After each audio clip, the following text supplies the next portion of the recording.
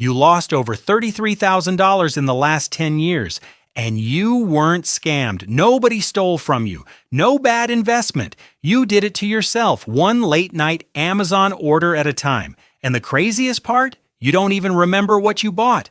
I had a friend, let's call him Adil, made $85,000 a year, good salary. Should have been financially comfortable, but he had $400 in savings, not $400,000, $400.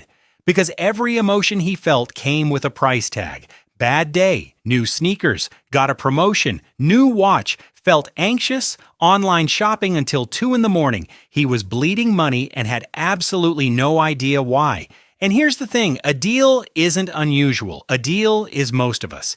If you are someone who spends money, not because you need something, but because you feel something, hit subscribe right now because this video is going to change how you look at every purchase you make. Emotional spending is not a willpower problem. It's a neurological addiction loop. And by the end of this video, you'll know exactly how to break it. Let's get into it. Most people confuse emotional spending with impulse buying. They're not the same. Impulse buying is grabbing a candy bar at checkout. Emotional spending is when you consistently use purchasing to manage how you feel, stress, loneliness, boredom, insecurity. The product doesn't matter. You're addicted to the transaction itself. But wait, that's not even the real problem. According to Slickdeals, the average American spends roughly $276 a month on unplanned purchases. That's $3,312 a year. Over a decade, $33,000 gone. And I know what you're thinking.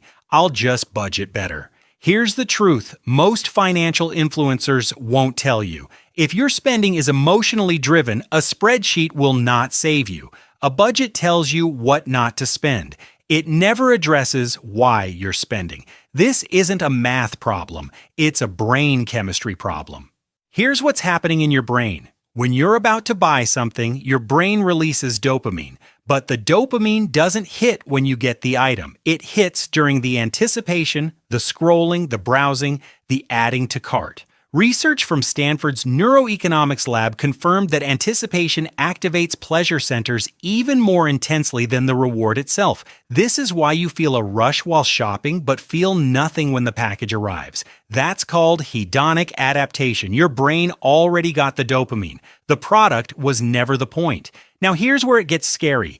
A 2014 study in the Journal of Consumer Psychology found that retail therapy actually reduces sadness in the short term. And that's exactly what makes it dangerous. It works just enough to keep you coming back. And the triggers are everywhere. Work stress, loneliness, boredom, and the biggest one, social media comparison. You open Instagram, see someone your age living better, and suddenly you're shopping. Not because you need anything, because you feel less than. Drop a comment right now. What emotion costs you the most money? Stress, boredom, loneliness, or comparison?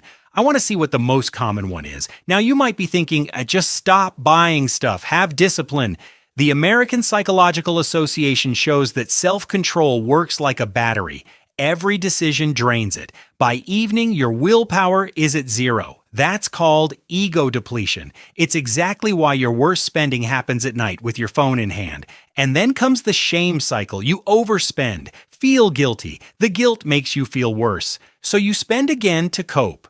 Overspend, guilt, shame, spend more, repeat. It's the exact same loop seen in addictive behavior patterns. And until we treat it that way, people will keep spinning and blaming themselves. Now forget everything I just said for a second. Let me show you the number I promised, and this one is going to hurt. That $276 a month invested in an S&P 500 index fund at the historical 10% average return.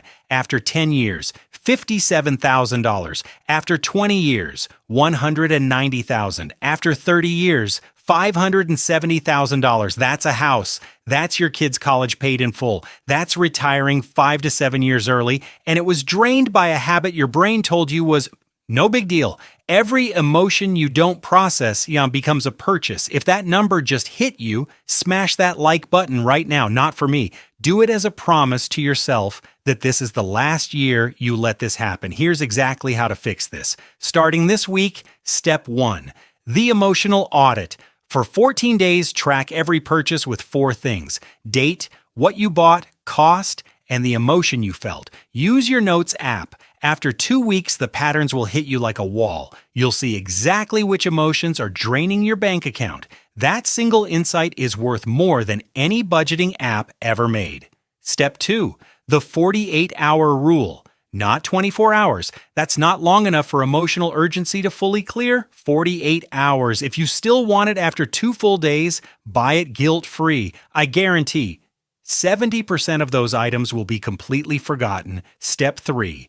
Replacement rituals. You can't rip out emotional spending and leave a void. Your brain still needs dopamine. So for every trigger, assign a zero-cost replacement. Stressed? Walk for 30 minutes. Lonely? Call someone? Bored? Work out or cook something new. You're not fighting your brain. You're redirecting it. Step 4. Friction engineering. Delete saved payment info from every store. Unsubscribe from every promotional email. Unfollow every haul account and lifestyle influencer, making you feel like you need more. Every layer of friction between your emotion and a purchase gives your rational brain time to catch up. Step 5. Future self-visualization. Dr. Hal Hershfield at UCLA found that people who feel connected to their future selves make dramatically better financial decisions. Use an aging filter app. Look at that face. Ask yourself, am I buying this for me or at the expense of the person I'm becoming? Your shopping cart is a journal you never meant to write. Start reading it.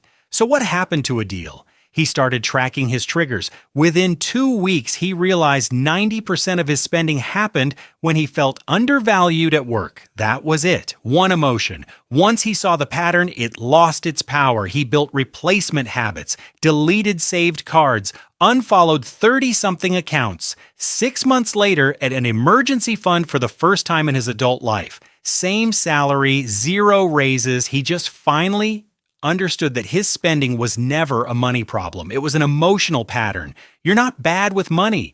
You were never taught that your wallet is connected to your emotions, but now you know, and that changes everything. Send this video to one person who needs it. You know exactly who. Subscribe if you want to keep building a smarter financial future with me. And drop a comment telling me which of the 5 steps you're starting with this week. I'll see you in the next one.